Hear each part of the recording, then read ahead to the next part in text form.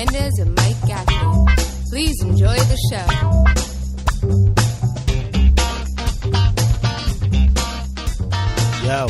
Yo, what up, Joseph? What up, dude? How you feeling? Tired. Very tired. Yeah, it seems like it's been a jam-packed weekend for you. Jam-packed weekend. I'm not a lot of sleep. Just today I'm feeling it. I hit a wall? Yeah, I'm just keeping alive through coffee. Right. Like, literally, I felt like I got home at 2 in the morning last night and I had to get up early today. I felt like I put my head on the pillow and then immediately my alarm went off. Like, bang, bang, okay, here we go. Like, I feel like I didn't even get into REM sleep yet. It was like what time did you have to get up? 7. So you had at 2. Probably didn't fall asleep till like 2:15. Yeah. Well, it wasn't enough. No, it's not. Your body already knows it's getting up. That's the problem. I had to be up at 6:30, but I was like, do I want to eat or get a half hour more? So I said half hour more. Your body, when it knows that you're getting up, like it doesn't relax. No. It's like we're going to be getting up in 4 hours. Let's wait. Yeah. That sucks. So, welcome to the All in Our Head podcast. Welcome. But I'm glad we're getting it out. Did we just do one Tuesday? Tuesday, or I forget when it went out, but it was good. We got a lot of downloads. Yeah, that's good. That's awesome. Good. It's definitely steadying up. I've been selling it at my shows too. I'm telling people, people come up to me after the show like, "Oh, great show." I'll be like, "Oh, awesome." Yeah, I go, "Do you guys podcast? You guys listen to podcasts?" And people go, "What's that?" Yeah. I've been now tutoring people on podcasts, like nice shows, like. Nice. Yeah, it's a free show every week, an hour. Me and my buddy, who's another comedian, just talking shit. They're like, "That sounds fun." I was like, "Yeah, it is. Fucking get on it." Awesome. Fucking get on it. I don't know if they are, but yeah, but no, it's something that I guess like if you definitely. I mean, I see people push their podcast and push it, and they do well. They promote the show. Like I was just walking in the streets the other day, and I can't think of the guy's name, but he did like a Periscope for. It's a Periscope. He did like a Periscope interview with me, but it's for his podcast. It's kind of, he'll do in a week.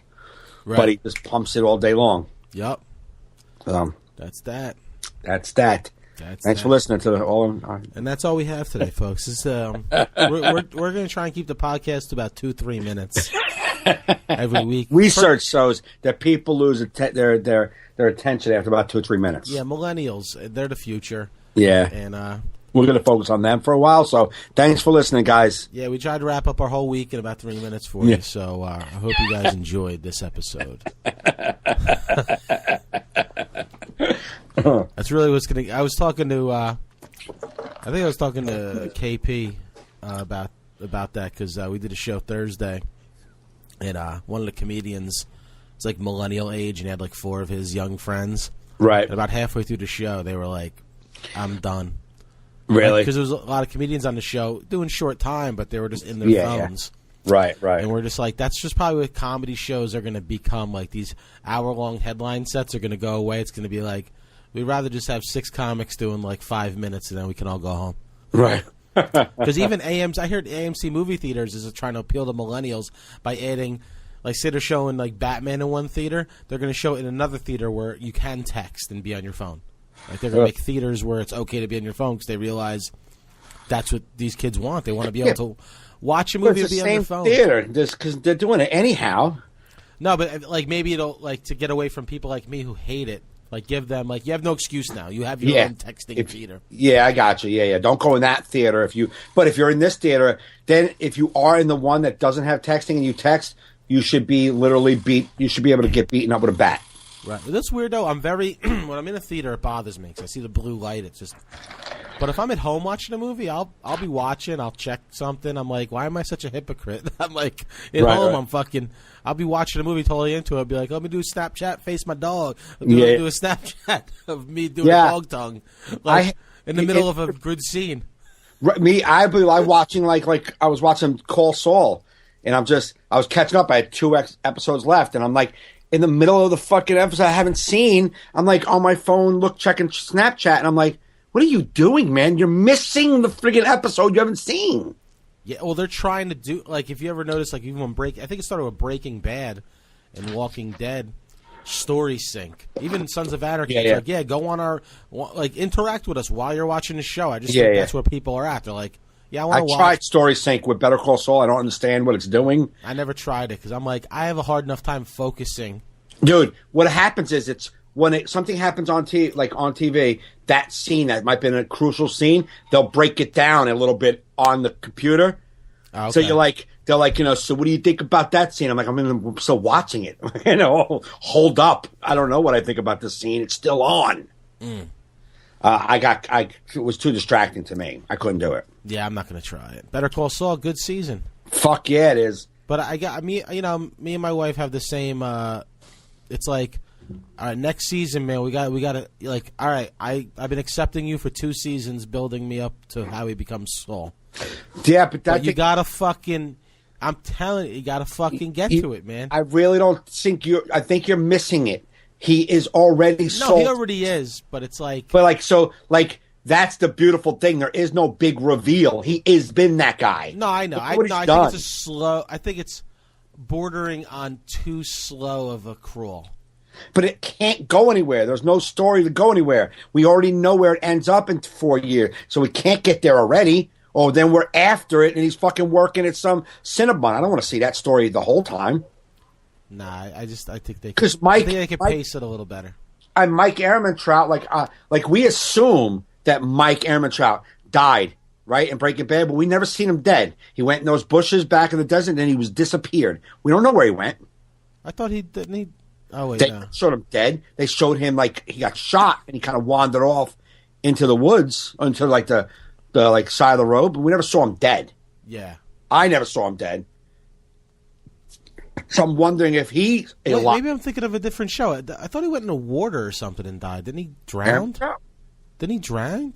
Drowned? No, he walked off and like he had like a bag of cash and he walked off and like he was sitting behind like a desert bush and then he just was gone. And he like laid back and we assumed he died right there, but it never showed him dead. Oh, I thought he went into the water and drowned, like killed himself. Man, so maybe that's where I'll he have to went. Google that shit. Google that shit. But anyway, this season of Saul was great. I like the stories. I like that they're showing because you have to see because when we meet Saul, we don't. What's their name? The girl's not in his life anymore, so she's got to go somewhere eventually. No, yeah. I know. I don't know. It's just my opinion. I think I do love it, but I just think I think they have to get to like Breaking Bad years. Let me ask you a question. Okay, ask me a question. If you never watched Breaking Bad, who are you waiting for? So I want to see this Saul. You don't even know what the fuck you're talking about. This show is for people, anybody, whether you're Breaking Bad fans or not. So they don't want to just say, hey, man, we got this show we want to get to you that you didn't watch. Boom. No, because when you get to that, it's the end.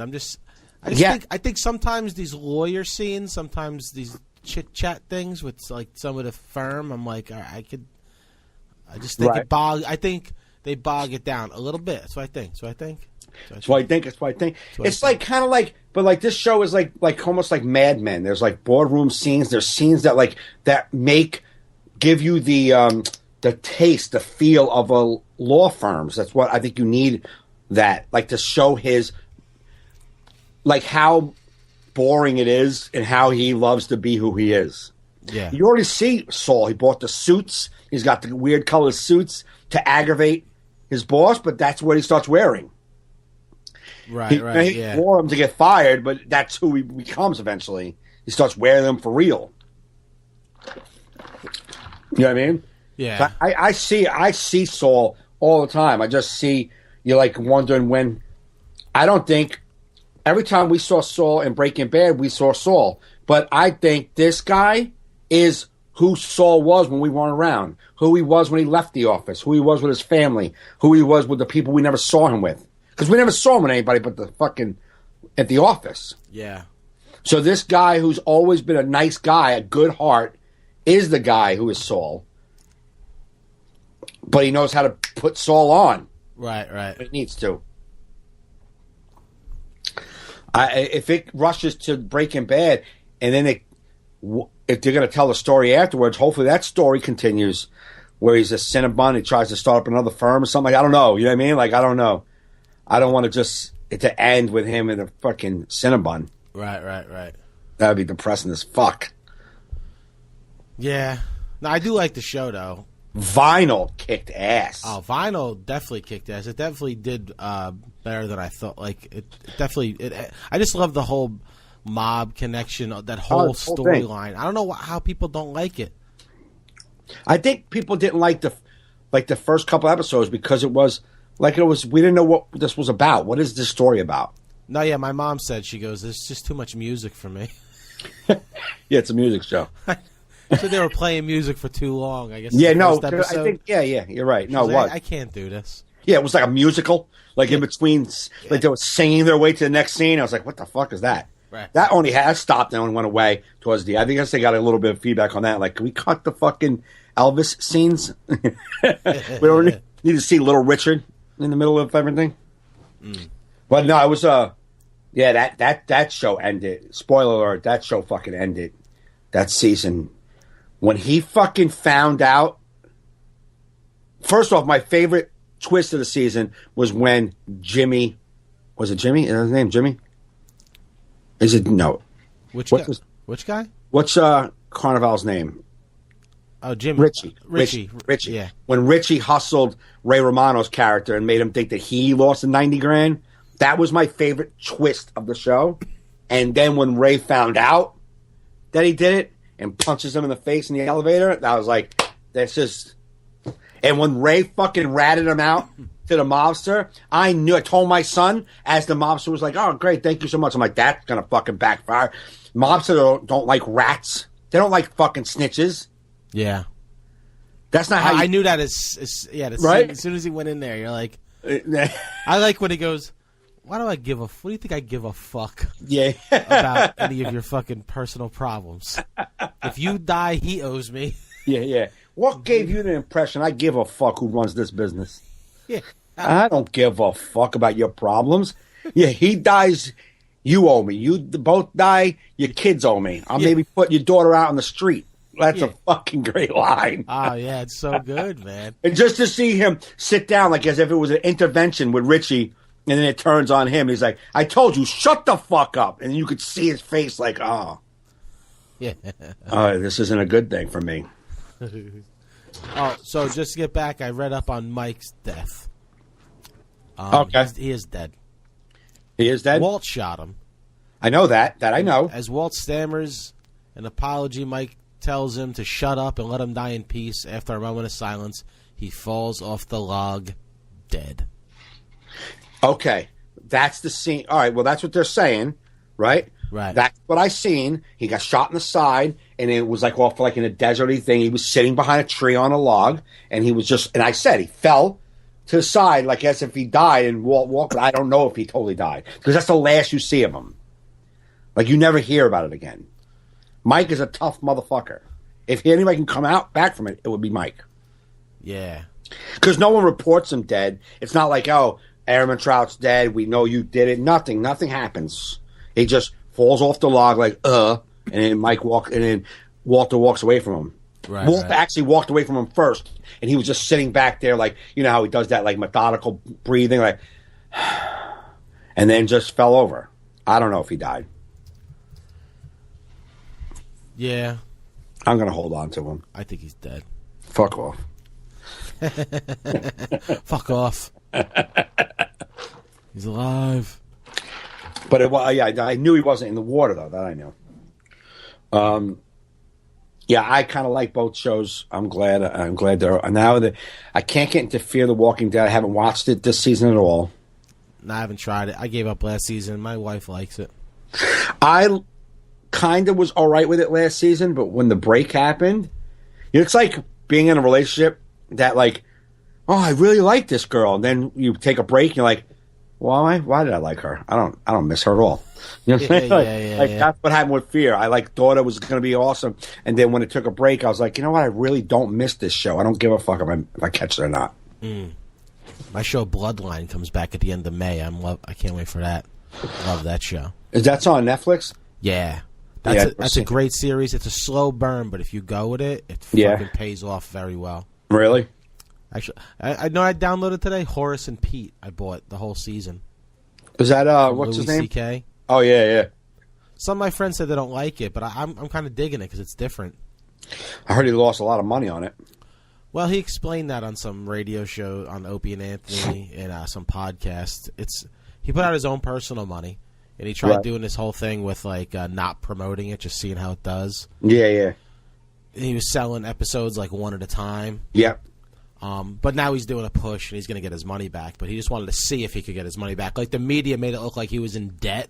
Right. But it's like, no, I put out like he technically was. Yeah. But it's like it was something he was trying. Like, can I do it with no promotion? Right. Just so he's realizing now he has to do a push. Yeah. And I went and bought it because I'm like a fan of his. Like the reason why I like to buy Louis C.K. stuff is because like it's like he's like, listen, I'm giving it to you like cheap. Right. I'm not trying to fuck you. I'm trying something different. How much is it? The whole season was $31. Okay. So, and it's cool. It's kind of like it's almost like watching a play. Right. But kind of has like that All in the Family feel, like the look to it. Yeah. You know, like the TV feel. Right. And no laugh track, but it's like this is what I think people like. I heard people like complain about even his TV show. Like, it's not that funny, but it's like I feel like sometimes we like, okay, a comedian's doing something. It's got to be uproariously funny. You can't be creative. Can't be drama mixed with it, or people are like, I'm not having it. Right. Like, Horace and Pete, it's like a bar, and there's some funny lines, but it's also some serious stuff. Right. And they filmed it all during this election cycle, so they're talking about, like, Trump in it and everything, and it's just interesting. And I don't know. I'm the type of person that likes something out of the ordinary. Right. You know what I mean? Here's the thing. The problem is once you're a comedian, that's just what my feeling is the reason why you are in the public's eye, the reason why people want to see you is because you are funny. Right. Oh, you want to juggle? We don't want to see you juggle. We want to see you be funny. Yeah, but I think real fans of Louis C.K. have proven to him that they'll buy anything from him and they like it. That's different because you're a fan of Louis C.K. and then you're like, I really want to buy into your Louis. I love Louis. I love his creativity. I love what you're explaining sounds like what he tried to do on HBO with the Louis show. Kerry loved that show and everybody hated it. Kerry loved it. Really? And let me tell you something. Kerry never saw a 3 seconds of Louis C.K.'s stand-up before that show. Right. And she thought it was hilarious. She doesn't know why it got canceled. Right. But, like, everyone's like, it wasn't that great. And I'm like, I thought it was good. You just didn't give it... so different, and no one ever saw something like that. Well, that's the thing, I believe. People don't like different. No. People don't like different. People like the... General public don't like different. Yes. The general public don't like different. They just like comfort and knowing what they're going to get. Right. Even if it's the same old, same old. The beats. They like the beats. It's like that show, Two Broke Girls. I think it's horrific, but you can't get more of a sitcom fucking show. Here's the jokes. Ha, ha, ha. What are you kidding me? Ha, ha, ha. That's crazy. Ha, ha, ha. It's horrible. Yeah. But it does great in the ratings. It's insane. Yeah. So, like, I was talking with Frank, and Frank, like, for years now, Frank will say something like, hey, we should do this, and he'll say something he wants to do funny. And I go, that's been done a lot. And he's like, yeah, but I'm like, no, it's been done a lot. I'm not doing it. I'm not doing something that's been done a lot. Right. It's not happening for me. So recently he put something on Facebook and somebody said it was like something else. And he's like, I can't, how many things, everything's like something else. And I'm like, yeah, but that's the difference between entertainers and just the regular public. The regular public is okay with like everything else. And entertainers are trying to create a new way to say what's been said. And that's the difference between entertainers that are memorable and entertainers that just, like, mix into the rest of the entertainers. Right. It's like if you, like, I mean, if you look like the best comedians, they're all like the best comedians, like people that like everybody knows. The top 20 names. Whatever they did was something different than everybody else was doing. Right. Like they were ahead of the curve. People did that stuff, but after them. Right. You know what I mean? Absolutely. Yeah. I mean, and I include myself in this. Pussy to try to be different. Right. Like you're like I always like like I say with my act, like I'm myself. I'm me. I'm bringing me to the stage. Right. But it's like, you know what? Maybe me is very similar to so many people. Like I don't have the balls to try and be and create something new. Right. Like what was it like? I think like Joe Matter. I used to listen to Joe Matarrise's podcast for a while, and I remember his wife used to say like, why does your act have to be about your life? Why can't you just write jokes about things? Right. Like, why you guys all have to be about everything that's going on with you? And like part of me was because she was on with him. Like I heard her say it. I'm like, she's right. Right. Like what? Like basically, she was saying she doesn't think it's as creative. Like you guys are just reporting on your life. Right. And I was like, yeah, that's what I do.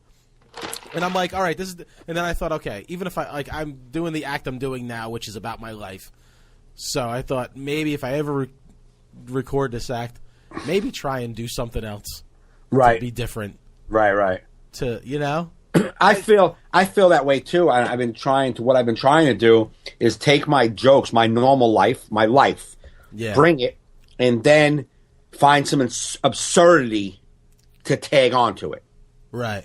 Like the thing about the airport, when I was at the airport and we were sitting 10 feet from the bathroom doors. You could see the bathroom doors, and the woman said to her son, 11-year-old fucking son, "You are not going to the bathroom in the airport alone." And I'm like, the bathroom is 10 feet away from us, man.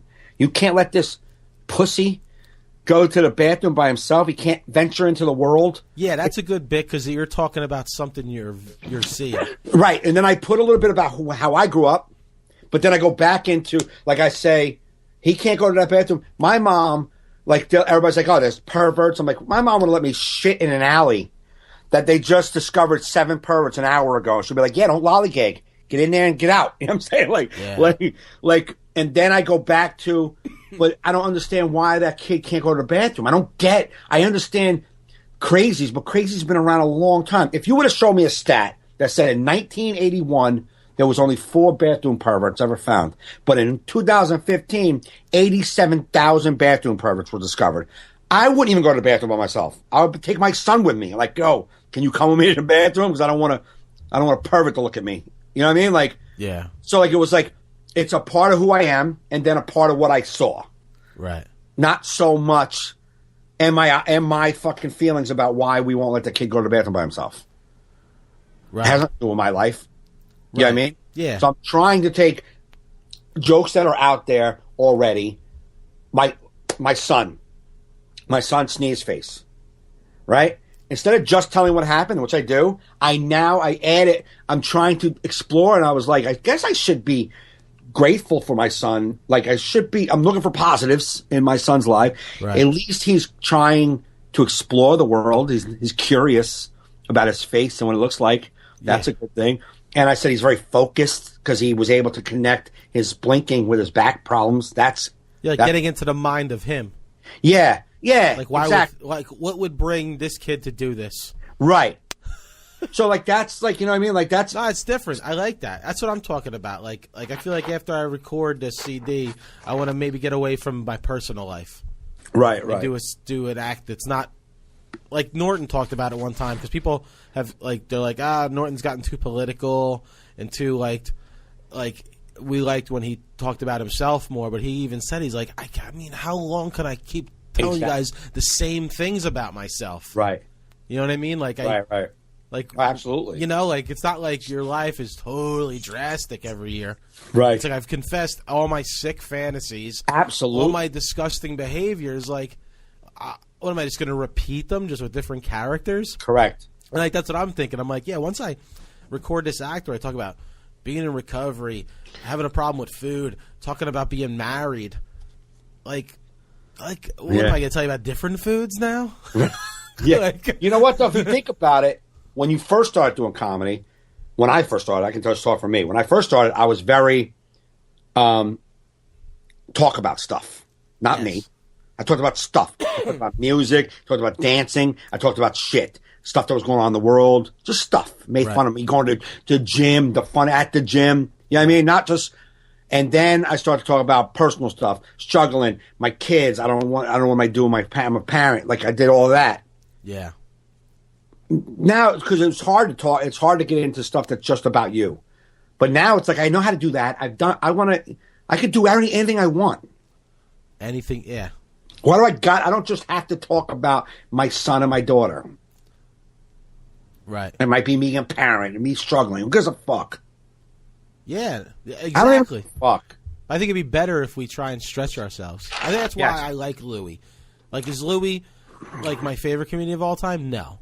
But I just respect his creativity. He just puts shit out. Yeah. He just does shit. Right. Like, I'm going to try this. Right. And it's like, I respect that sort. Like, I wish I had that sort of. I should have that sort of. Like, he has more at stake putting out something that could be shit. Right. I have nothing at stake. You have nothing to lose. No, I have nothing to lose, and I'm scared. He has everything to lose. Everything to lose. But it goes back to, just my nature. It's like when I talked about gambling a podcast or two ago, where it's like I play fake online poker with fake money, and I'm scared to all in. Anxiety. You're like, I'm like, I can't lose a fake $220,000. I can't afford to. I gotta start over. It's like, it's fake, Joe. It's fake. It's like almost like that is a good analogy for your life. Like you won't even take a risk with fake poker chips. no, What are you gonna Mike, do I in life? don't have it in me. I gotta be responsible with these fake chips. You never know. Problems come. A rainy day. You have your chips. Like they're fake. Yeah. Yo, my car breaks down. You got to extend. If there can be one time in life where I could just fucking let loose, Yeah. it should be on poker on It my should phone. be with fake poker chips. Fake poker chips. Like, you know what? Let it ride. Let it If there's ride. one time you can act like you're that guy. I know. Not my problem, though. I bet if I act like that guy and I'm successful, it could probably get in my head, be like, and start going with the real thing. Be that guy all the time. Be like, I think I got this. Yeah. I think I cracked the code. Go to the casino, let it ride, loser. Yeah, but I'm I know outta here. you. It doesn't take much for you to go right back to no, I don't. So like, you know what I mean? You might ride that confidence to AC, but you might gonna make one bet, lose, and be like, oh my god, I was wrong. I was so wrong, and then run. Like, I'll put my hands up and wipe the table like a blackjack table if I go to a casino that has a cover charge. $10? Oh, too rich for my blood. I'm out of here. Joe, how much you lose? I broke even. I almost lost $10. But I didn't even go in. So you guys all call me losers. I was the winner in that parking lot. I was the winner. no, you know what I respect about Louis? Like, he had that Comedy Central special from the 90s, and he didn't like it. He wasn't happy with what he was doing. Yeah. He was like, I'm going to try talk about something different. Recreated himself, reinvented himself, and then tries to do things like his own way. He let out his own. He was the first to put out his own special that everybody downloaded for $5. He's like, you know what? I'm going to make my own series on HBO that no one is going to put on regular TV. Oh, it didn't make it because it's different. Okay, done. Then I'm going to run a show on regular cable that's kind of weird but cool, and my fans will get it, and I don't give a fuck if everybody else gets it.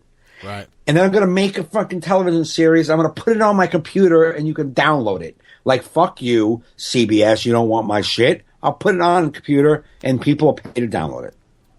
Yeah. That's the fucking, the goal is to get millions of people who want to hear what you have to say and give them quality shit. Right. And he's done it. And do it on your terms. I think people respect that. Absolutely. You know, I'm liking watching this series. I'm only on the first episode, but I'm like, I like it. It's a different tone. How long is each episode? They're all different. Like, this first one's like an hour and 7 minutes. I think one's like 30 minutes. Like, they're all... cool. The episodes are whatever they need to be for that episode. Oh, good. I like It's not that. like, it's... Yeah. Because, like, when he was selling them piecemeal, like, episode 1 was $5. Episode 2 was $2. Right, right, right. It's $3, but you could buy the whole thing for 31. So I just bought the whole thing. How many episodes? 10. Okay. So it's like whatever. Yeah, right. You know? $3 an episode? I don't care. I mean, that's what it comes to. $3, like, that's nothing. No. $3 an episode to watch somebody you really enjoy?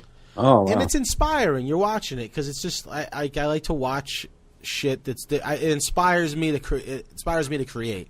Right. If I'm watching regular episodic television with the same storyline, I'm not inspired. Right, I'm right. entertained, but it doesn't get my creative juices flowing. Right, right. And it's got Alan Alda in it, Steve Buscemi, Right. fucking she hasn't gotten in it yet, but fucking Mrs. Soprano, I can't think of her name, Edie Falco. Okay. Like it's just Right, this right. first episode, DePaulo's in it, Eliza Traeger. Oh, really? I saw Mick DeFlo as a extra in the back in the bar. Oh, okay. Yeah.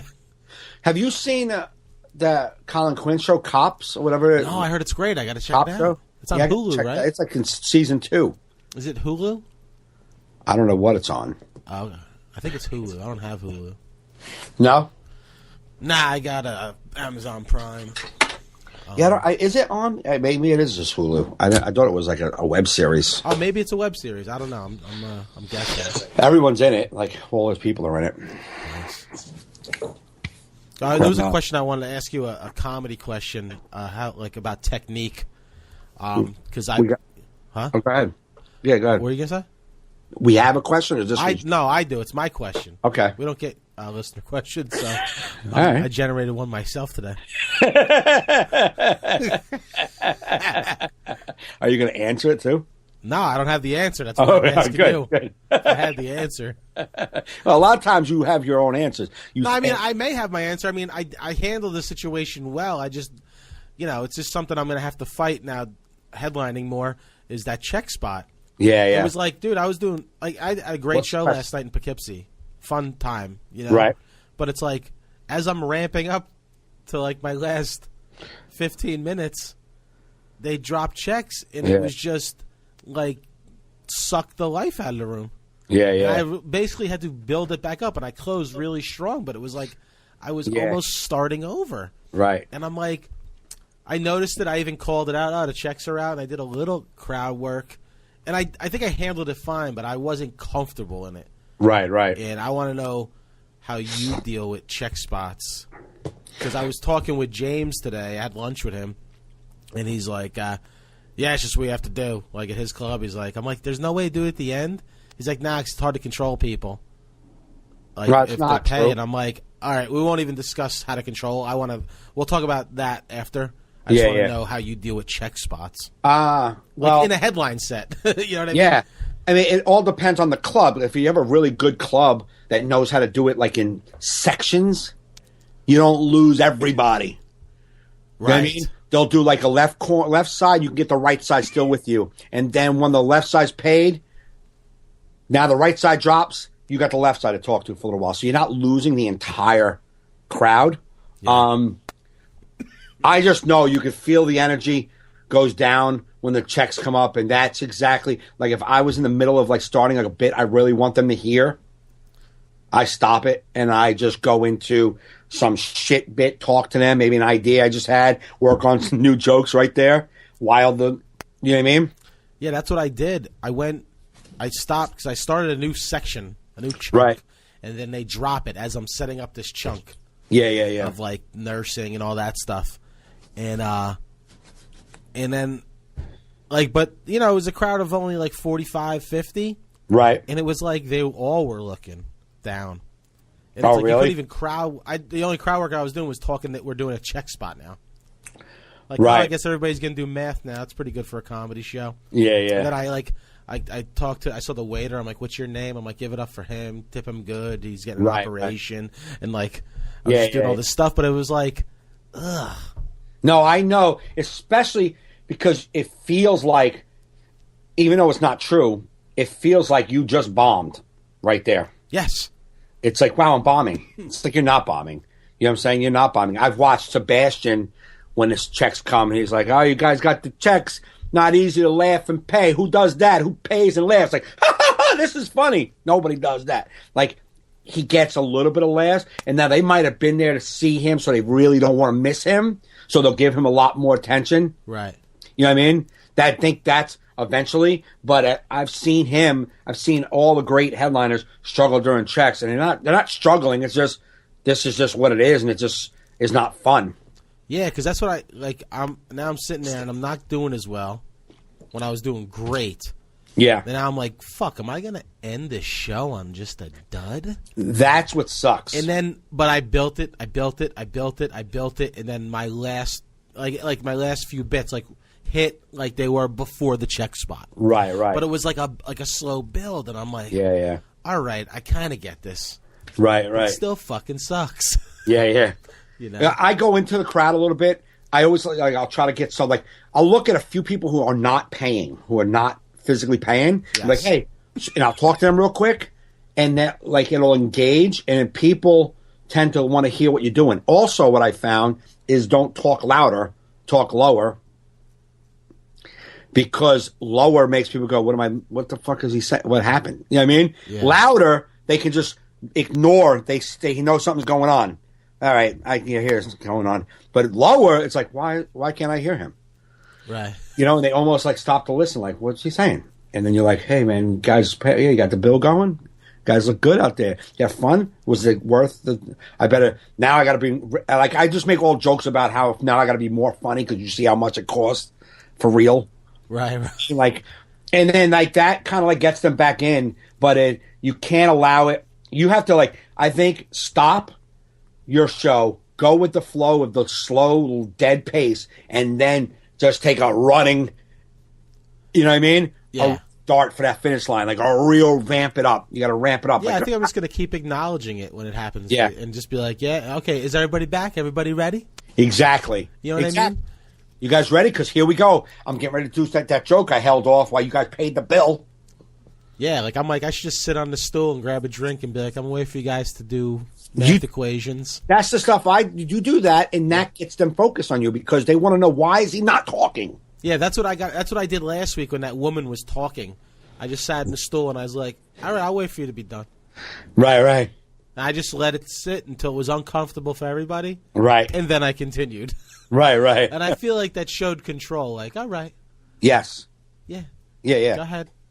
Yeah, you are in control. I'm not gonna. I hate that. It was just that last night was the most pronounced it ever was for me. Right. Because Uncle Vinny's no check spot. Show's over, and I try explaining that to even the guy last night, and I'm like, yeah, his waitresses are ready with the black books and it's boom, they're on the table. Right. And he said, the restaurant wasn't happy the last time because it took forever to get everybody out.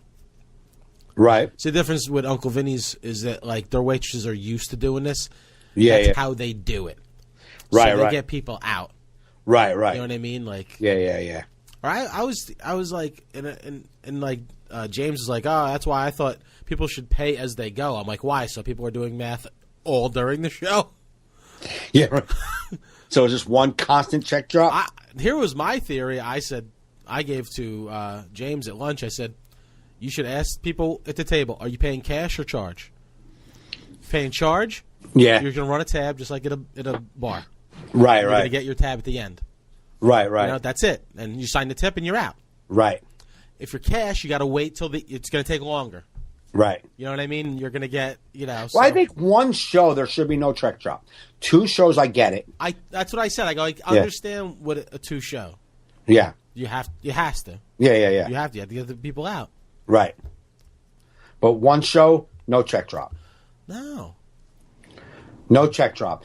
And just tell the headliner that, we don't do checks, so you don't do fucking 60 minutes. Can you do 50 tops so we can get the checks and get the people out of here? Yeah. It's just, it sucks. It sucked, but, it wound up being a great show. That was Laugh It Up Comedy Club in Poughkeepsie. If anybody lives up there, go support that club. It's fun. It's a good room. It's a nice setup. It's away from. They have a whole bar.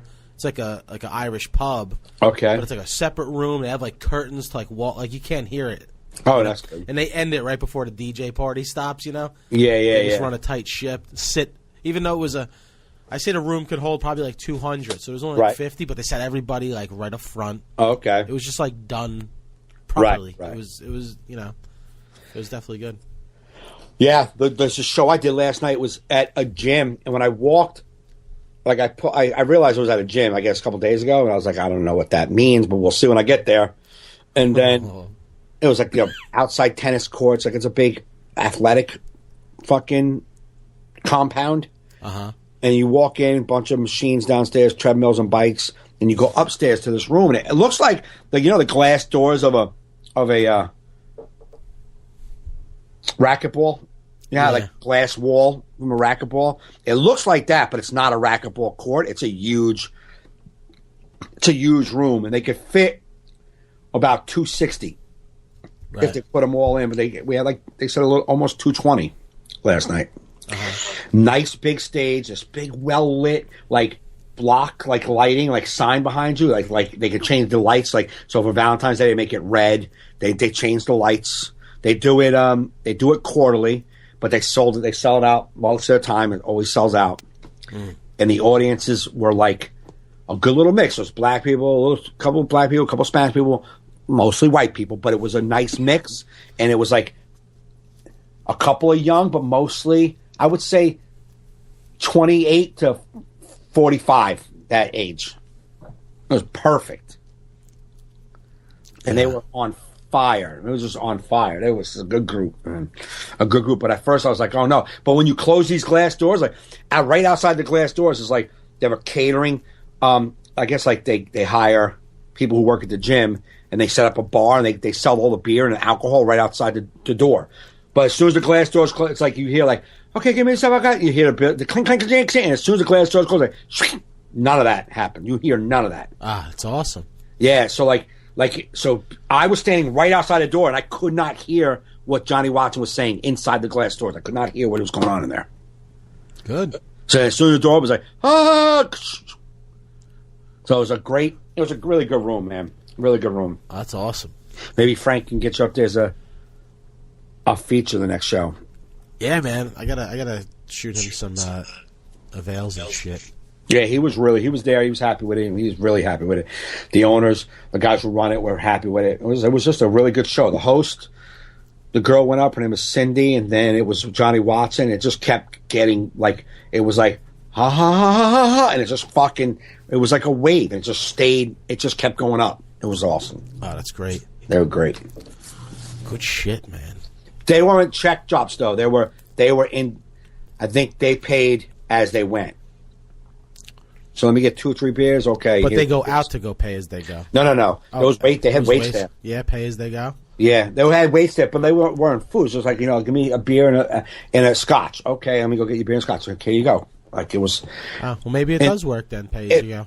It might have been one price, open bar because I didn't see anybody paying. I just saw the girls coming to the table all the time. Or maybe they pre-bought their drinks like tickets. I've been to. I did a show where that's like when you go in, it's 2 drink minimum. And you buy the. Yeah, you want booze or non-booze. Right. Different prices. You're buying 2 tickets of either. Right. Or more. What Yeah, do you yeah. think you're going to drink? Whatever you You want. just hand a ticket. Here's a booze Right. ticket. What do you want? Right. Rum and Coke. It's just no money's already been done. Right. You've already bought them, and then Right. you just tip the guy at the end of the night. Right. You know. Yeah, because nobody was going. Very few people were going up and down. I saw a couple people go out there to that bar, but not many. But they had like a big jar full of tips. So maybe it was just an open bar and they were handing the people tips and they would just go and the girls were dropping it back in that bucket. Because I didn't see anybody going up and down. And I didn't see money getting transferred. I just saw the girls and the guys writing down orders and then coming back with drinks. Yeah. So it might have been a flat fee. Like $80 for the night open bar comedy show. Yep. It's just never going to go away. The checks out. No, that's part of the show. But there's a couple places I've been there. They don't drop checks, so. Stress Factor doesn't drop checks, right? Nope. And they do 2 shows in a night. Yeah. And they get people in and out. Absolutely. It can be done.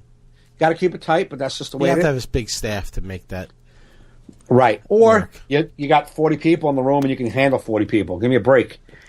If you can't fucking control 40 people's bills at the end of the show, then Yeah, you no, probably they broke could have business. done it last night for me know what happened? They had like a night with like a fundraiser and shit, like Yeah. where Kevin Israel was there headlining, and there was like 210 people. Right. And he said it just people were waiting like an hour to get out because the wait staff just wasn't. They weren't ready for that. It just to do the transactions and Right. But you could say, all right, in a James show, small, 30 people. Hey guys, hour and a half show. At an hour and a half, it's over. Then you hand out the bills. Each person that was in the party gets a ticket. Each person has to hand their ticket when they leave. Each person, just like the Stress Factory. You have to hand them a ticket when you walk out saying that your bill, part of your bill was paid already. yeah. That's simple. The Stress Factory does it with like you said, we were with Sebastian with 6 sold out shows, and you paid at the end, and everyone came with a ticket. Here's my ticket. Yep. I'm just gonna try and accept it and you get better at the check spot. That's mine. Right. Oh yeah, we're gonna have that. And then if there's no check spot, love Lucky gravy. you. Yeah.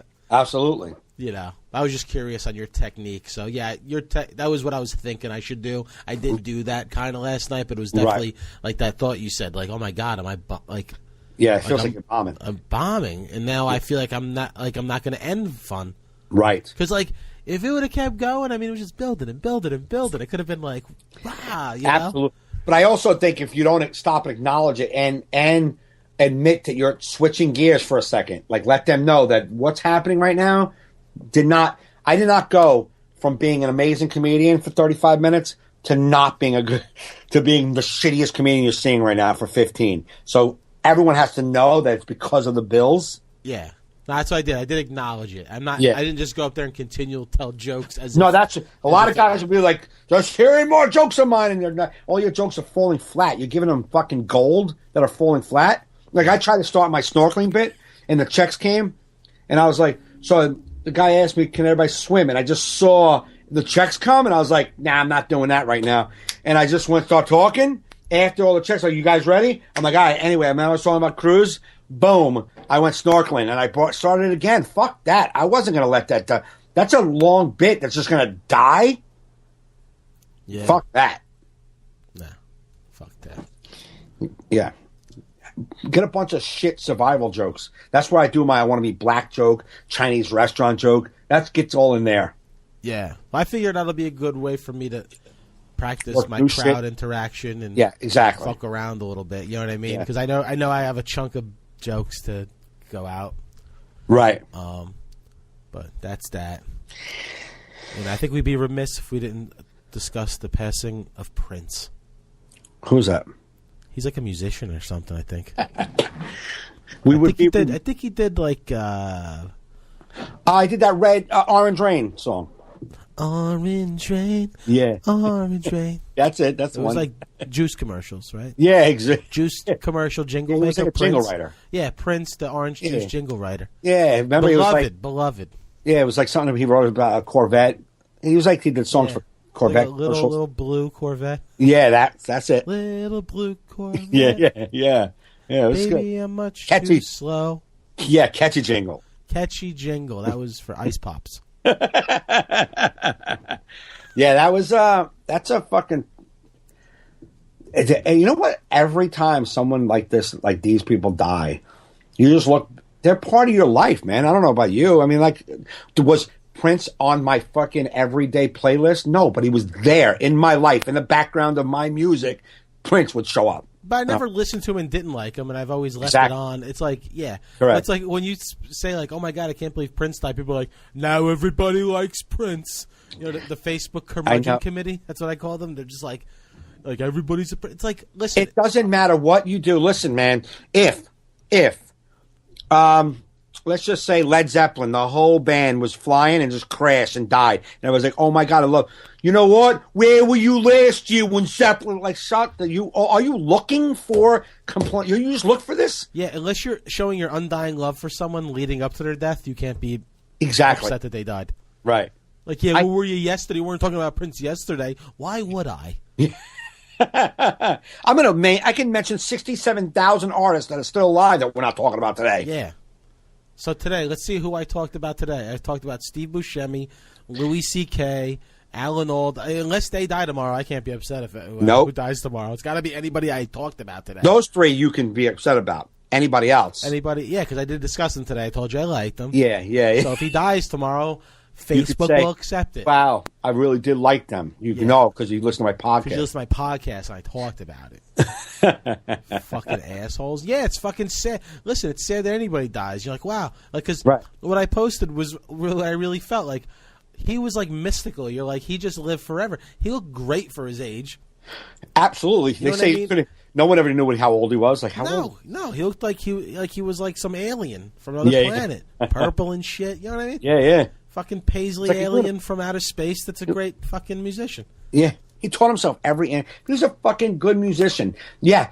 Every single I don't think what person on the planet's like fuck Prince. Like I don't know who said that. You know what I mean? Like until now, because people are like, oh man, that really sucks, man. That's sad. He was a cool cat. He was like a mystical cat. Like you liked He seeing was him. cool. When Even the Prince. See, I always thought Prince had the coolest walk. He had like this fucking confident for like Yeah, a yeah. 5'2" guy. It was like Uh-huh. fucking confident walk. And somebody put a compilation of his walks. Right. I'm like, oh, so I'm not the only one that recognized his walk. Yeah, I don't yeah. think it's that well known because I tried writing a joke on Facebook and nobody got it. Oh really? Yeah, I forgot exactly what I wrote, but it was like Prince. One thing about Prince is he had the coolest walk.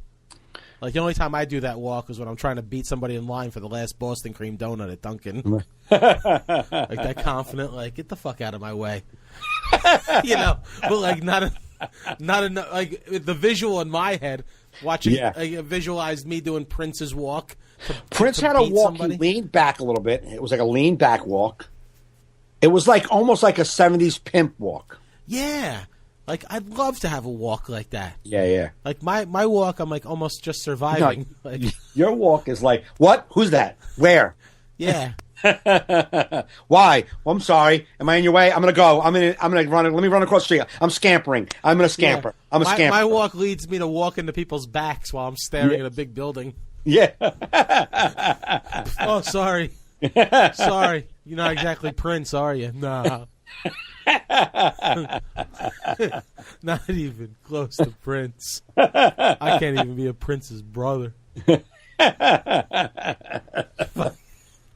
No, but I liked him. I mean, I loved Purple Rain. I loved that whole album. I fucking loved the movie. Fucking Apollonia was smoking hot. She got naked, which is the best thing It ever was supposed to in the be 80s. Gina Gershon, I read today. Oh, really? But Gina Gershon was 18 when she read for that, and she didn't want to be naked. She was like in that time of her life. She's like, I want to be a serious actress. Thank you for 5 years later when you're like eating fucking what's her name's pussy in every scene. Thank you. Yeah. Like those morals changed real quick. I'm glad because Apollonia was hotter at the time. But I was listening. I just started listening to his stuff on YouTube as I'm driving and stuff. Just like, Yeah.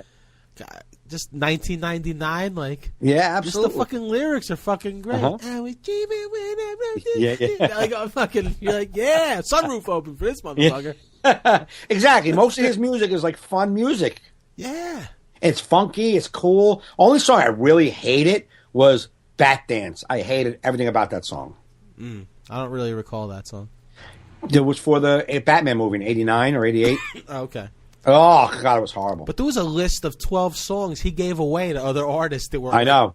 huge hits. No, there's one. Fucking Shaka Khan, fucking whatever the fuck that hit was they did. What was that? Yeah, I'm not selling it real well with that. As I'm in the middle of saying it, I'm like, man, I'm saying a lot of fucks with Chaka Khan right now. Yeah, there's a couple of songs that they put out that he sang that he gave up, but then he sang with the artist after he sold it to them, and you're like, wow, he wrote that. Nothing compares to you. I didn't know that. Kerry knew that. I mean, I didn't know that either. Yeah, my wife knew that. I was like, that's a. Let me tell you something, dude. That's some fucking lyrics. That song. Yeah. I don't give Oh, a fuck yeah. who you are. Right, I know. Here, I got the list. Oh, he did Sheila E. Glamorous Life? Yeah. You Oh, wanna yeah. be- Yeah, of course, that I knew because she was in his camp. Oh, Shaka Khan's I Feel For You. I feel for you. I think I love you. Doo-doo. Not Manic Fuck, Monday, fuck. dude. Manic Monday. The Really? Bangles. Just another Bangles? Manic Monday. He wrote that? He fucking wrote that. That fucking 5'2" Paisley bastard. That's awesome. Yeah, so I knew it. I knew once. It was sad, man. I just think about, every time one of these artists die, a part of my life, like my life. I don't give a fuck about anybody else's existence. A part of me goes, that was part of my life is dead. That's what I think people don't realize when you're upset. It's like, no, it's not like we personally knew the person, but they're a soundtrack of a time in our life. Yes. It was the same. Listen, I was upset when Kurt Cobain died. Right. Like, he spoke to me as a kid, as a melodramatic teenager. Yeah. You know, that was like a whiny little bitch that I was. Yeah, That yeah. shit worked for me. Right. And then I'm like, wow, who's going to speak to me now? Right. And Shannon Hoon. Then he died. And I'm like, I got to start listening to some more positive people. Yeah. All my heroes are killing themselves with drugs. Yeah, I know. Then you put it up there and like, I'm really, all you people personally, wow, how many people know Prince? Like, shut the fuck, man. Why is it that it bothers you that people are fucking talking about it? Right. How does that bother you? I don't get it.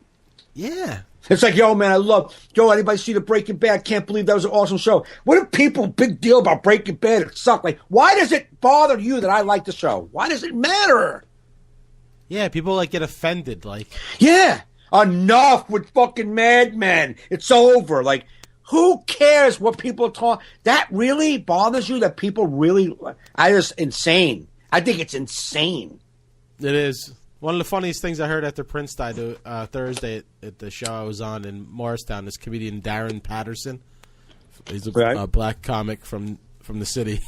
He goes, I forget his joke, but it basically he said, Black Bowie died today.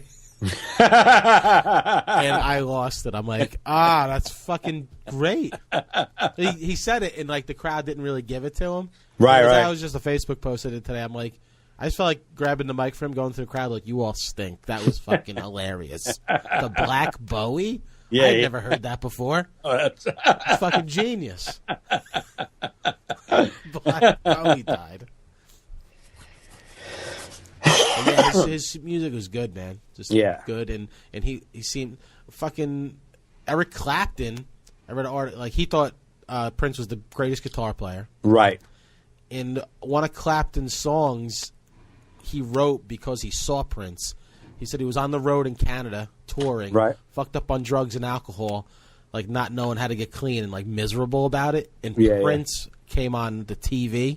Right. It was like around when Purple Rain was popular. Yeah. He saw Purple Rain and got inspired by him, and then wrote a song. So he attributes this song he wrote to Prince. Really? Inspired by Prince. It's fucking amazing. Some like the song, I forget the name of it, but it's about like a guy suffering and calling out to like Holy Mary to like help save him and stuff. Right, but he was inspired by Prince's artistic. He said he just did it for him. Right. And I was like, that's fucking Eric Clapton saying that. Yeah, really. Eric Clapton, you know what I mean? It's like, fuck you people that fucking think Prince sucked. It's like, go fuck yourselves. I don't even know if anybody thinks he sucked. They just know they don't like that people are interested in something that they're not. Yeah. You know what I mean? There's like...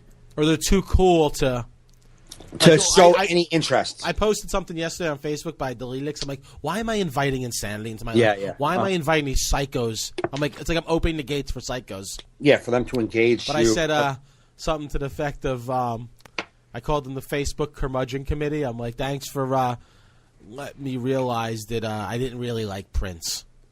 Right. I'm glad you guys brought me back to the cool side of life. Yeah. Being cool. I don't like nobody. Fuck this. They call it fake book. It's like fake book is all in love with Prince now. It's like, hey, fucko. There's a button on your Facebook that says, like, delete my account. Right. And then you can go on with your cool-ass life. Yeah, you and your 7 other people can... Not being affected by the death of anybody. You could just go back. You can literally have it in your power to never see anything I post again. But they are They need it. Huh? They need it. They are the people who thrive off of negativity. Yes. They love the negative side of it. So they know there's hundreds and thousands of people who are equally as negative. So you say, man, it sucks, bro. Prince is some, it was fucking sucked. I love this. I like this music. He was a great artist. It's a sad day. And they can go, well, this fucking guy talking about Prince, we got bigger problems in the world. And then he'll have hundreds of thousands of people go, I hear you. What about this? And like, wow, man. Yeah, we can do that every day. When you talk about some shitty fucking family member, when your aunt dies and you put it up, I'm going to do the same thing. Look at this guy, Aunt Mary. I got more important things than Aunt Mary. Fuck you and your Aunt Mary. You know what I mean? Like, who cares? Like, all the things that matters are the things that are important to you, not to everybody else. Nah, yeah. I fucking hate people, man. Facebook makes me hate fucking humans because they are pieces of shit. Shit-stirring pieces of shit. You know what? Facebook, like you say, like people say, like, oh, this election's a sham. Your vote don't matter. And, like, they have it fixed because they don't want us to pick the leader. Yeah, yeah. I'm like, good. I think they had the right idea. Right. They're all fucking psychopaths. Yeah. You can't pick a leader. You can't. You're fucking lunatics. We can't leave it in the hands of you fucking regular people. You can't handle the death of Prince. Right. Yeah. You know what I mean? Like, yeah, I think maybe the forefathers had it right. Yeah, really. Listen, we'll give them a little bit of control, but they're not really going to control it. I mean, think about, the psychos they ran into back then. Right. People that were, like, less educated than the people now. Right. Like, I don't even know what the excuse is for these psychopaths now. Like, you're an educated person. Yeah. You've seen bad things. You've learned about things, and you still choose to be a fucking psychopath. Right. At least back then when you're a fucking farmer that read nothing. Had no information at no the information, and just, like, sit there like four teeth be like, I don't think I want to give this guy the control of our presidency. Right. Sit there. I'm just amazed. People spew shit on their Facebook. It's like, you didn't do any of your own research on this one? The shit you're spewing isn't even accurate. Yeah. You couldn't have Googled anything on this topic. You just, like one guy put on one of those fake ads about some old man was going to get robbed by a black guy. What a shock. And the old man had a gun and shot the black guy. You know what I mean? And he's now a hero because he protected himself. The ad was a lie. It was a fucking made up fucking gun lobbyist ad. It wasn't a real story. Right. Somebody put it up. This is what we're talking about. And Obama wants to take your guns away. These are the things that, thank God for guns. And 19 fucking retards right underneath them. Yeah, these are the kinds of things. That's right. Fuck them. And then I came on. I was like, nobody wanted to do research in this thread. This is fake. This is a fake ad. Yeah. Fake ad. It's fake. Delete it. The whole thing's gone. I'm like, you're just pieces of shit. You saw a white fucking old dude shot a black guy. You're using the gun thing to talk about it, like about time. And then I shed light on your horseshit lies. And you're like, oh, goddamn. You're just fucking following. You're sheep that follow negativity. That's all you want is give us more negative garbage to follow. Yeah, and that's why I think I've changed my mind. I'm glad the government controls us. Yeah. It controls the vote. Yeah. These people can't. These people no. Even fucking Wanda Sykes knew when she made the last 2 seasons of Last Common Stand. She's like, yeah, America's not voting. When they get involved, they fuck it up.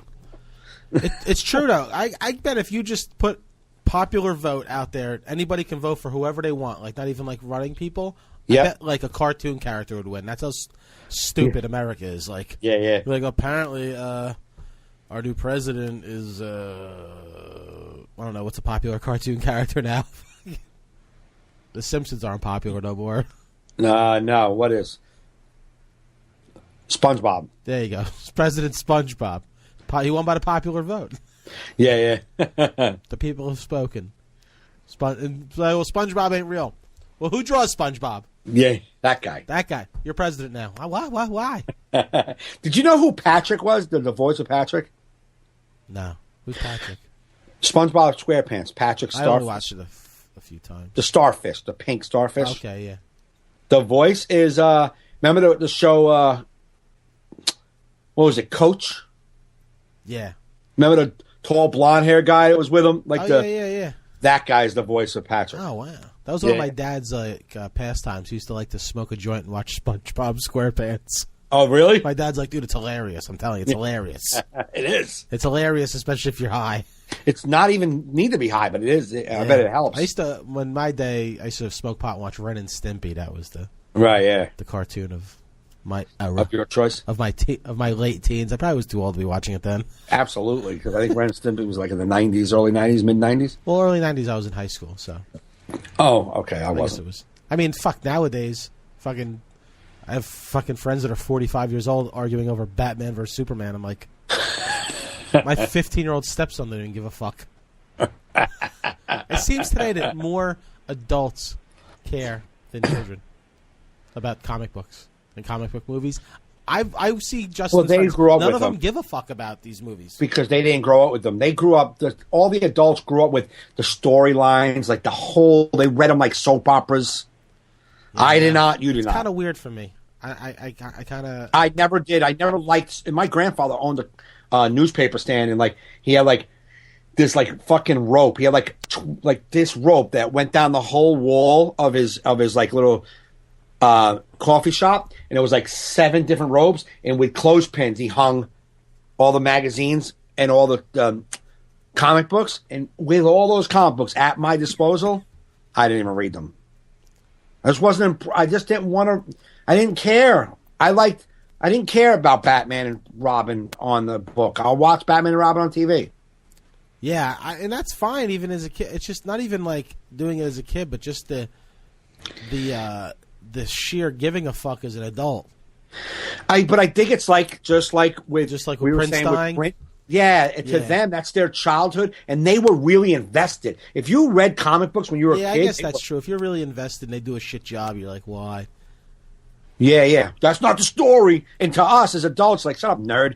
You know what I mean? Like, fucking be quiet. You're 46. Who gives a fuck if it was accurate? But to them, they're like, no. When I was a kid, Batman always like, oh, all right. I guess you were into it. I wasn't. Yeah. At all. I can give a fuck. Wolverine, if he didn't have nails, blades, I wouldn't even know. Actually, Kerry went and saw that, what's that, Deadpool. I saw that. Now she said it was great, and she never watches those. She just went because everybody was going one day. Dude, that was awesome. I love Ryan Reynolds, and he just makes me laugh. Uh-huh. And it was great, man. And I have no idea who Deadpool is at all. No, I never heard of it until the movie came out. Never heard of him, and it was just funny because he's part of, I guess, not the Fantastic Four, the League, I guess the Justice League, maybe. I don't even know which one he is a part of, but they only had like 2 of the characters, like only 2 of the characters can, like even in the movie, it's like you can only get 2 of the Justice. Are you guys telling me Wolverine couldn't show up? He even says that in the movie, like. Yeah, it was a really funny movie, man. That thing was funny and a cool storyline. I like Deadpool's purpose. Oh, okay, cool. Yeah. I want to see it. I should watch it one day when I'm off this week. He had cancer, and it was like death cancer. He was dying. Yeah, I knew that, yeah. And then he finds some guy was like, we want to run experiments on you. We're going to make you like a superhuman. Mm-hmm. And that does away with the cancer, but it deforms him, makes his whole body look like he got burnt. Ah, okay. So that was a trade-off. But now he's like immortal. But like his girlfriend was trying to find like treatment for him, and he goes, you can go to Chechnya, and he's like, Chechnya? Isn't that where people go to get cancer? I'll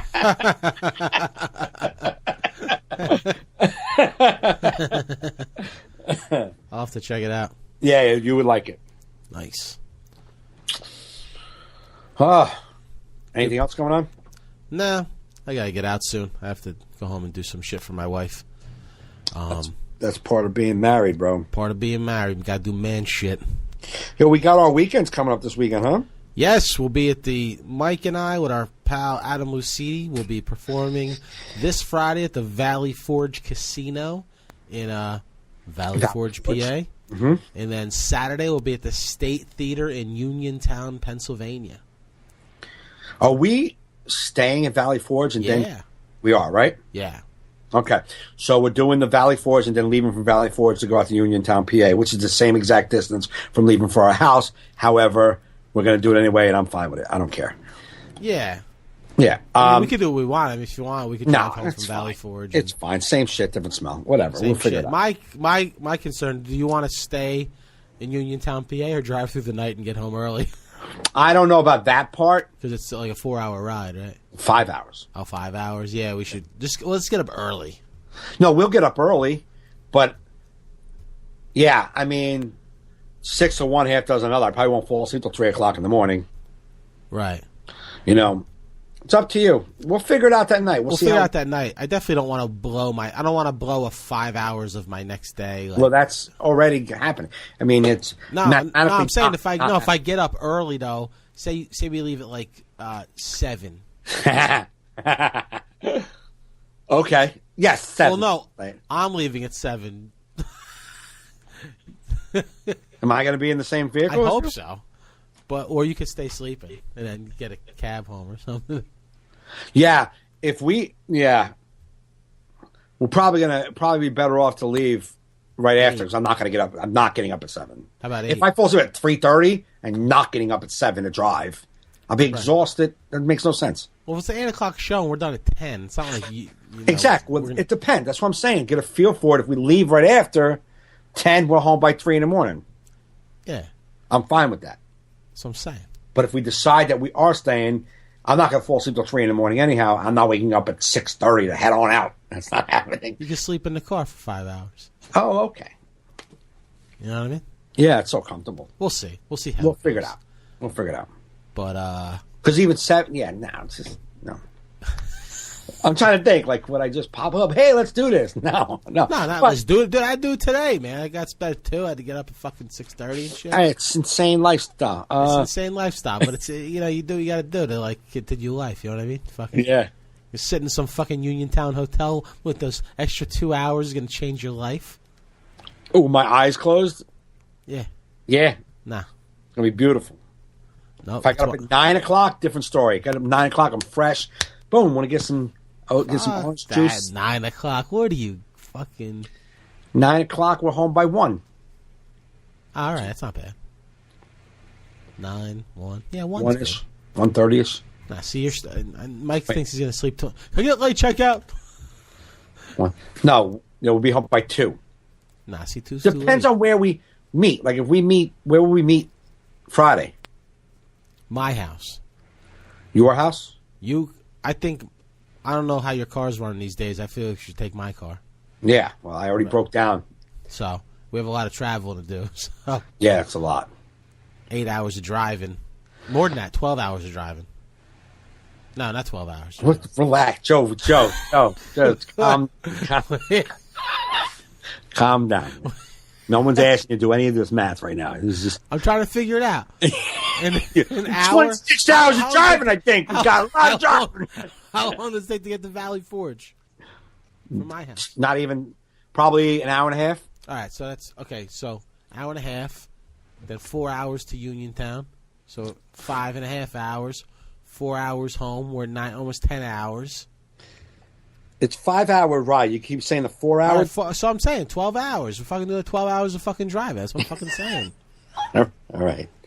So it's a lot of driving. Is that what you're saying? You could leave your car at my house. Right. Yeah, I'll leave it. Hold on. I'm going to say something. Just don't go nowhere. Uniontown, PA. From you? No. From Parsippany? Dickhead. Oh, from Valley Forge? There you go. Okay. 4 hours and 10 minutes from Valley Forge. That's what I said, 4 hours. How about Uniontown? I'm doing to it. Right? my address. Okay. I'm just going to do to what, Parsippany? Parsippany, New Jersey. 07054. Parsippany, Troy Hills? Troy Can I do Hills. that? Yep. Because there's hills. 5 hours and 15 minutes. All right, so we're yeah, you know. It's a lot of driving. Yes, it is. It's 4. Yeah, and I didn't do your house to. Hold on. Let me do that, and then we'll know all the times right now. I want the whole trip timed out. By the way, Okay. I'm hold on. I'm also at. It's 2 hours, an hour and 53 minutes from your house to Valley Forge. Jesus fucking 5, 6, 7, 8, 9, 10. So 2 hours, 4 hours, 6 hours of driving, and then Like 11 fucking 12 hours, bro. stop adding it up. We don't need it added up. Dan, I hear you. I'm just trying Relax. to fucking say what the fuck it is, fuckface. It's a lot of fucking hours in the car to do. We're gonna, you know what I mean? Yeah, I do. For not a lot of hours of performance. No, too bad we can't fly. Fly to Uniontown. Yeah. I wonder. It'd probably be like a helicopter or some shit. Right? I don't want to do that. I'd rather walk. Get on a helicopter. I'm also in Paisanos Thursday. Nice. Where am I Thursday? Maybe I'll come by. Where am I? What are you doing Thursday during the day? Thursday during the day, I'm actually getting a cavity filled at 12:50. Ah, fuck. Why? I gotta do some like broad brunch. Broad brunch? It's like a bunch of broads. Like a date? No, a bunch of girls, women. It's a woman's club. Uh-huh. They hired me. Decent money, but they only want, it's only me, and I got to do, I think, an hour. All right. And it's just me, and it's all women, and I hear they get very rowdy. So you're looking for me to So- take a bullet for you? I was asking Ritu, but she's going to be in L.A., so Ah. I figured a girl up there. No, a girl would be good. Yeah. I'll try to find somebody who's willing to come down Where's it at? Thursday. It's in where in her town where she lives, Berkeley Heights? Baskin Ridge, Oh, nice. like in that area, Berkeley Heights, Baskin Ridge, in that area. Yeah, just do your hour. You'll be fine. Thanks, Joe. Just start off like it's a check spot, and then you'll fucking Yeah, it'll be Carry on. 1 hour of a check spot. you'll be fine. Whatever, man. They requested me. They really wanted me, so hopefully that'll give them enough reason to pay attention. Yeah. So you're already going in like they wanted you. So that's Yeah, no, You're they already wanted winning. me. They really worked to get me. And then I heard that their budget was like insane. But then what I got was like, wow, I thought this was, I guess you didn't want me that much. what was that? The budget was amazing. She said, well, she's paid for other comics. I'm like, oh, I don't mind getting that. That's nice. And then my manager's like, I got this. I'm like, wow, that's not the same. It's not the same. I was a little more excited when they were talking to me. Yeah, so they're Mike Gaffney fans. Not like you got booked to be like Mothers No. Against Single Fathers Who Yell at Children's Committee. Like, what's fucking... What's your act about? About yelling at my kids for an hour. Oh, my God. Why'd you book me for this? No, they wanted me. They saw. They remember the time we went to Ritu's show, the one you just did Thursday. Remember we just went to hang out. Yeah. And there that was, like- broad came up to you? Yeah, that group. Yeah. Okay. So she goes, "You're the guy I was thinking about. I saw you at a fundraiser. I saw you on TV. I want you. I want you for our group." Nice. And I was like, "All right, great." And it made it happen. And it's been, I've been like thinking about it, like, when is it? And now it is. It is. It's Thursday during the day. It is what it is. It is what it is. But that's it. Paisanos, then me, you, and Valley Forge. Come to the Valley Forge show, man. That'll be a fun show. Yeah, Valley Forge. Uniontown's pretty far, so I mean, if you live out that way, you're not Yeah. drive 5 hours from our area. Nobody's coming from Nobody's here. coming from here, then. But if you live But out here- in Uniontown, Yeah, that'd be great. And anything around Uniontown, which I don't even know. yeah. Who's with you at Paisanos? I have. Oh, Rich Schultes is featuring. I don't know who's hosting. The original feature bailed. Who was that? Mike Racine. Oh, okay. He bailed, and then James texted me. He's like, he sent me a name of someone, and I don't want to say the name. And I was like, oh, she's very funny, but kind of hit or miss. She's very smart. And he was like, I don't know if smart will work for that room. I'm like, yeah, that's why I'm saying I don't know. That's why we do good in that room. That's why we do really good. And then he sends me Rick Schultes. I'm like, yeah, Rick Schultes? No, yeah, he's dumb enough. And so then I was with Rick Schultes actually the next day. He's like, yeah, James gave me that gig. It was pretty cool. I'm like, nice. So when we and Rich always joke, like, bust each other's walls about our act, I'm letting Rich out of the car, and Rich is like, hey, Mike, on Thursday, if you don't do well, it's okay, man. You know, you're a good comedian. Don't let them affect you. And I was like, thanks. I said, and just so you know, you're going to do really well because they love stupid, dumb, retarded material. And he goes, oh, good. And I was like, speaking of that, and then I showed him the text. He's like, fuck. I'm like, I'm not only saying it to your face, I said it behind your back, too. Nice. So that's it, people. Go. I think you're probably sold out on Thursday at Paisanos, I'm sure. Maybe, but if not, but check Paisanos. Sometimes they have a few tickets left. That's a great place to go see Mike. He's it's got good food and shit, and oh yeah, it's excellent. It's a good night out in Rutherford, New Jersey, and yeah, come see us at Valley Forge Casino Friday night. It'll be a good time. Go to joefernandez.net to see any of my other future dates. And Mike is at MikeGaffneyLive.com. Correct. Thanks for listening. Thanks for downloading. Share this with your friends, everybody. And you've been listening to All in Our Heads. Nice.